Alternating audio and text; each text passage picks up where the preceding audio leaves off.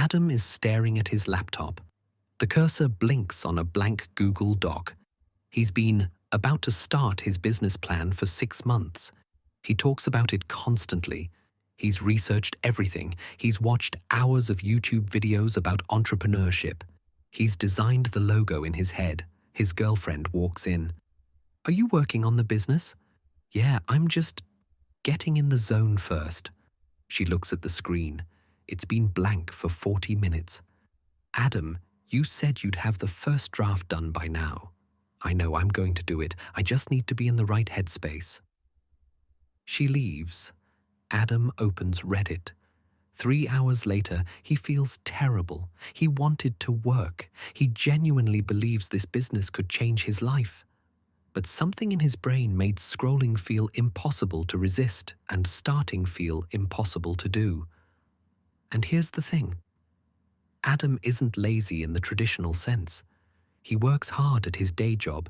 He has huge dreams. But there's a specific psychological disconnect happening in his brain. Stay with me, because the research on people who are ambitious but can't execute reveals something fascinating. The first thing you need to understand is something scientists call temporal discounting. Temporal discounting is how your brain automatically devalues rewards the further away they are in time. Here's how it works. If I offered you $50 right now or $100 in a year, which would you pick? Most people say $100, but here's what's wild. If you had to wait in this room for an hour before getting the 50, suddenly way more people pick the immediate 50. Your brain weighs immediate rewards massively heavier than future rewards, even when the future reward is objectively better. A 2024 study published in Scientific Reports tracked college students doing a semester-long research requirement. Students who had higher temporal discounting rates procrastinated significantly more. Their brains looked at "finish this task and feel accomplished in a month" and said, "That reward is too far away."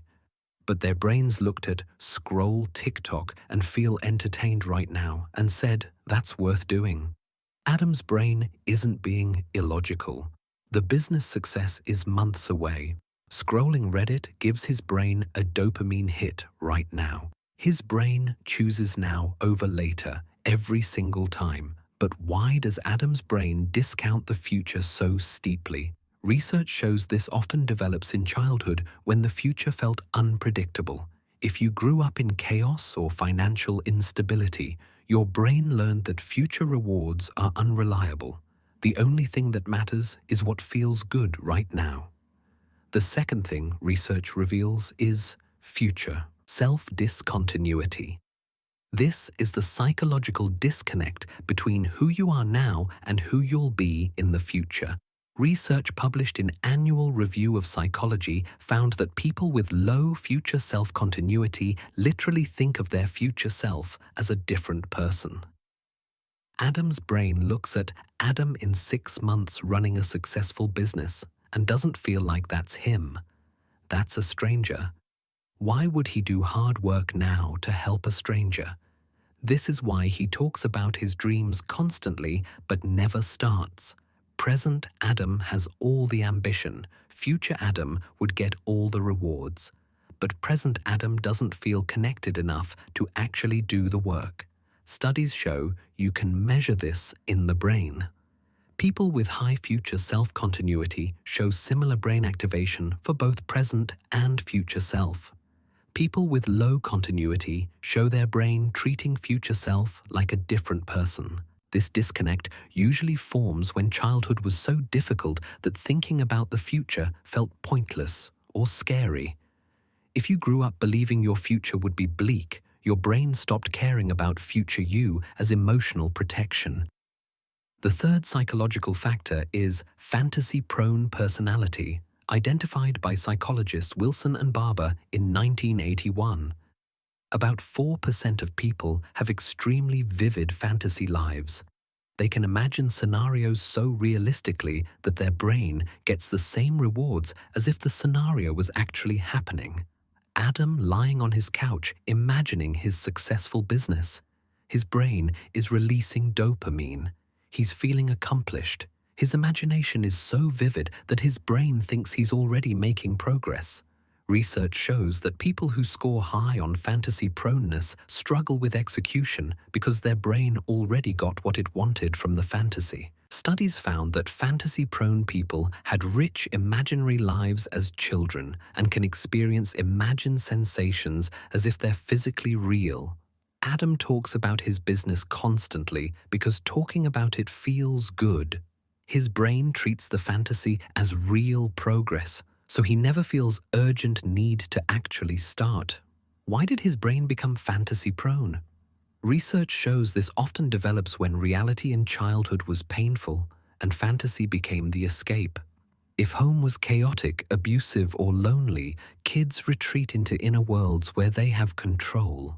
Their brains get so good at using fantasy for comfort that it becomes the primary source of good feelings into adulthood.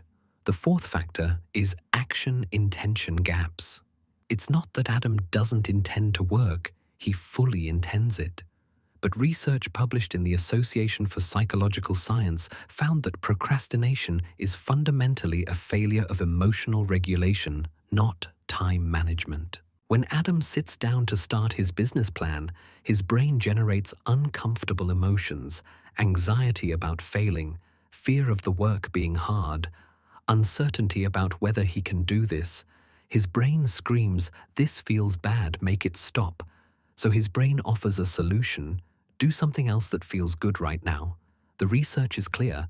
Procrastinators know they're shooting themselves in the foot.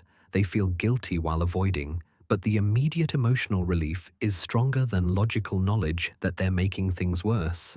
This pattern often starts when someone never learned healthy ways to handle uncomfortable emotions as a kid. If expressing difficult feelings got you punished or dismissed, your brain learned that uncomfortable emotions must be escaped immediately. The fifth factor is perfectionism paralysis. Research shows that some highly ambitious people have impossibly high standards. The business plan has to be perfect. Anything less than exceptional feels like failure. So the brain makes a calculation. If you never start, you never produce something imperfect. You keep the perfect version safe in your imagination.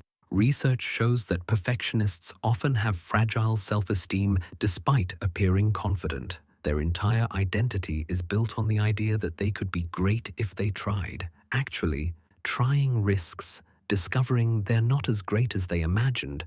Better to be the person who could have been successful than the person who tried hard and failed anyway. Where does this perfectionism come from? Often from childhoods where love and approval were conditional on achievement. If you were only praised when you succeeded, your brain learned that your worth depends on exceptional performance. Normal results would mean you're worthless, so your brain won't let you risk it. The sixth factor comes from research on learned helplessness discovered by psychologist Martin Seligman. Some people learned early that effort doesn't reliably lead to results. Maybe they worked hard in school and still failed. Maybe they watched their parents work constantly and still struggle financially. Their brain learned working hard doesn't actually change outcomes. Research shows that people with learned helplessness can have huge ambitions because they still want better lives. But their brain can't generate motivation to work toward those ambitions because past experience taught them that work is pointless. This develops when you repeatedly experience situations where your actions genuinely didn't matter. An abusive home where nothing you did stopped the abuse. Poverty where working hard didn't lift your family out of struggle. Your brain wasn't being pessimistic. It was accurately observing that effort and outcome weren't connected. Here's what makes this brutal. Adam isn't choosing any of this. His brain has high temporal discounting from an unstable childhood. He has low future self-continuity because his childhood future looked bleak. He's fantasy-prone because fantasy was his escape from painful reality. He's stuck in action-intention gaps because he never learned to tolerate discomfort. His perfectionism comes from conditional love. and he has learned helplessness from watching effort fail repeatedly. These are real neurological patterns identified in research, not character flaws. The cruel irony: his ambition makes it worse. The bigger the dream, the further the reward, the stronger the temporal discounting. The higher the standards, the more paralyzing the perfectionism. The more vivid the fantasy, the less motivation for reality. Comment below if you're lazy but ambitious and which pattern describes your brain.